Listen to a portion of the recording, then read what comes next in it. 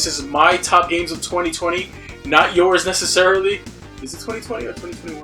Hello everybody, welcome back to the CES Arcade. And I've been meaning to do this video for quite a while, but I always want to get it out in January. A lot of people like to get their top 10 games of 2021 video done in December. Me, I'm more of a January kind of guy when it comes to these type of videos because there's a lot of games that come out in December, some of them that I would like to play before I give my final verdict. So anyways, with that being said, let's get the disclaimer out of the way. Of course, this is my list, so it should be self-explanatory. This list is not necessarily yours. Right, moving on.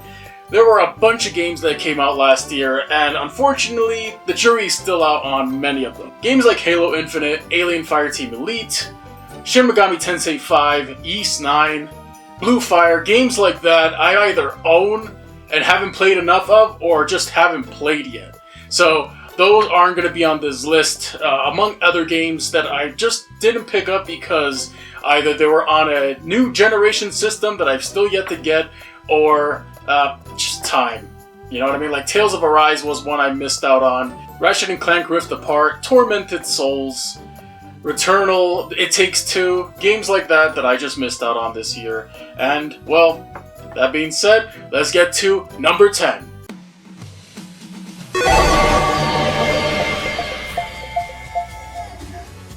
Number 10 is Cruisin' Blast. Now this one was a nice surprise. Cruisin' coming back to a Nintendo console after so many years.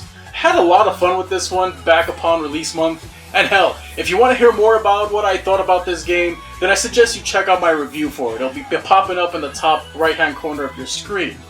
Now while it's a fun game, I don't find myself feeling compelled to boot it up again.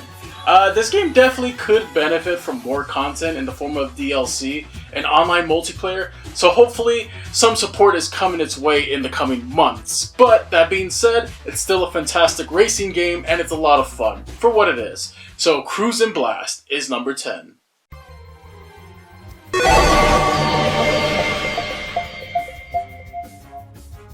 Number 9 is Pokemon Brilliant Diamond and Shining Pearl. Now I'm going to be honest and say, these remakes were the ones I was probably looking forward to the most, being that Sinnoh was probably my favorite region and had some of the best evolutions in the series. That being said, the thing that prevents this one from being higher on the list is that I don't feel that they did enough with these remakes. In the past, the Pokemon remakes were familiar, but added so much more in terms of content, and with these remakes, I don't know, they feel a bit rushed. Is it just me? These games certainly could have benefited from including content that made Platinum the definitive versions of the original games. And unfortunately here, these are pretty standard run-of-the-mill remakes. Granted, I do like the chibi art style, despite what a lot of people were saying, but me personally, these could have been a little higher on the list if they included said content.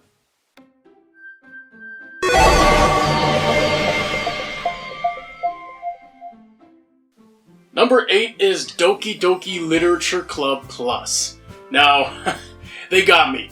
They got me good. Now, while this game did come out a few years ago back on the PC, it just recently got released on consoles, so I think that works for this list, right? So I went into this game blind, and my experience was all the more better, and weirder for it. Like, yeah, the game gives you warnings ahead of time, and I get it, it's not for everyone, but man, this one caught me off guard regardless. It was a hell of an experience that unfortunately I feel was a bit too short.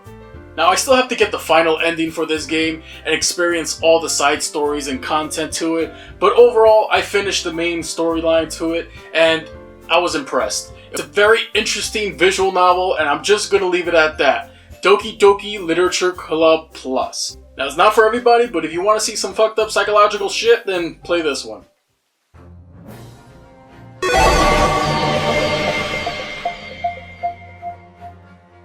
The Great Ace Attorney Chronicles. Now, was that so hard, Capcom? This is what I want to see.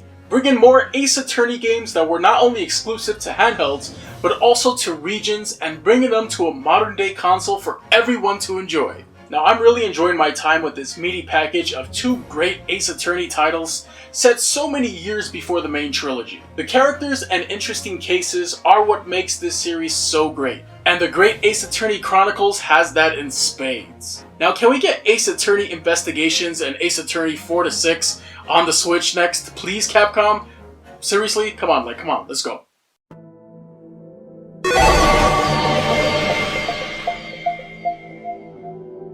Resident Evil Village, or Resident Evil 8, whichever you want to call it. This was one of my most anticipated titles of the year. It ran just fine on my Xbox One X, and I really did enjoy my time with it, for the most part. It really did feel like a modern day Resident Evil 4, with moments of action and some really creepy moments that truly chilled me to the bone. If you played this one, you know what I'm talking about. Now, I do feel that the game starts to lose some steam around the final act, and that's what prevents it from being higher on my list. But overall, it's a great experience and definitely worth playing for fans of the series.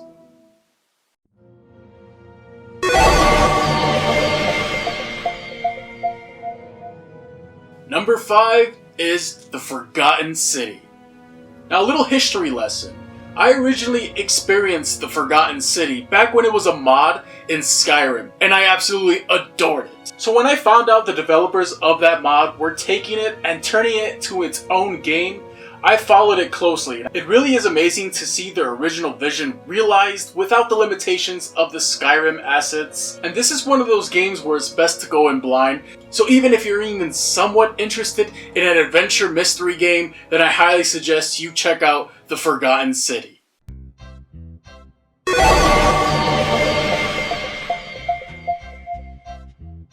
Number 4 is New Pokemon Snap, and it's crazy to think that a much requested sequel for one of the most beloved Pokemon spin-offs would actually happen all these years later, but here we are. New Pokemon Snap is exactly what it sounds like. More Pokemon Snap. More Pokemon, more environments, more missions, and more ways to photograph those Pokemon in awesome new ways.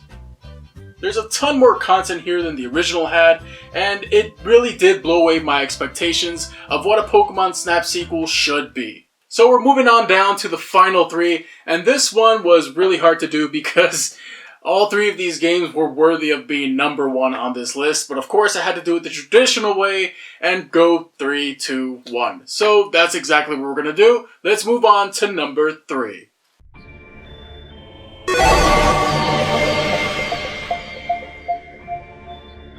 Number 3 goes to Metroid Dread. The fact that I'm sitting here in 2022 talking about Metroid Dread actually existing just shivers my timbers.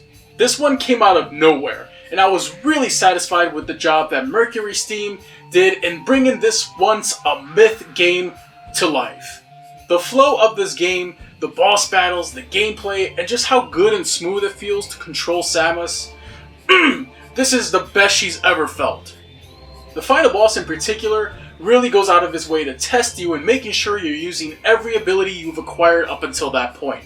And that is what makes a Metroid game amazing. And Metroid Dread, definitely worthy of being on this list in the top 3. However, I do wish that there was some more story content involved, and I don't know, I just wanted a little something more in terms of the story. But I'm just glad that it actually exists and we actually got it. So yeah, Metroid Dread. Not my favorite in the series, but definitely close to being my favorite.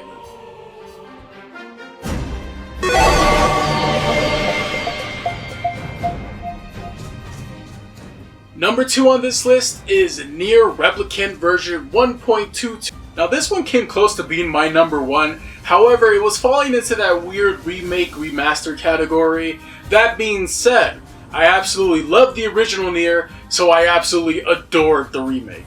It's the perfect remake for the perfect time.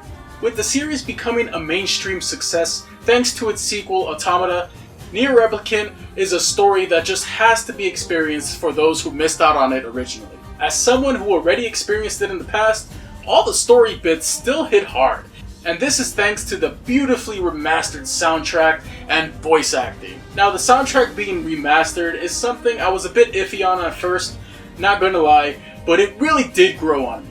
And I cannot recommend this remake enough. And for those of you who enjoyed Nier Automata but haven't played the original, you owe it to yourself to play the remake for Nier Replicant. Now we're moving on to number 1.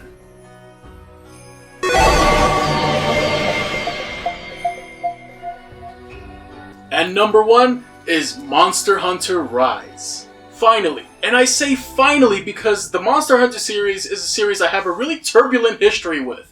and it's a history that I plan to make a video about. But I could not get into this series for the life of me, for one reason or another. Lord knows I tried. It wasn't until Monster Hunter Rise that the gameplay and mechanics just clicked for me. This game is a blast to play, and for those who are curious about this series and haven't played any of them, start here and work your way backwards like I did. I spent so many damn hours into this game playing alone, but mostly playing multiplayer online with my wife, which is where Monster Hunter games really do shine.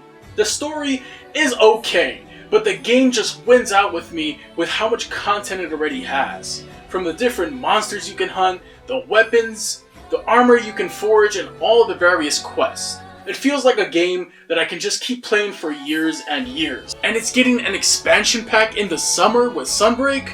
I simply cannot wait for it, and I'm looking forward to hunting down some new monsters in the future this summer. So anyways, that's it for my top 10 games of 2021. I hope this video was enjoyable for you, and if it was, hey, hit the like button, subscribe, share, all that good stuff. And I really do appreciate it. What was your game of 2021? Let me know in the comment section below if you had one, and what was your least favorite game of 2021? I'm very interested in knowing that one as well. So anyways, do you agree with any of these on this list? Do let me know. I really do appreciate you all for tuning in. Thanks for watching, and I'll see you all very soon, alright?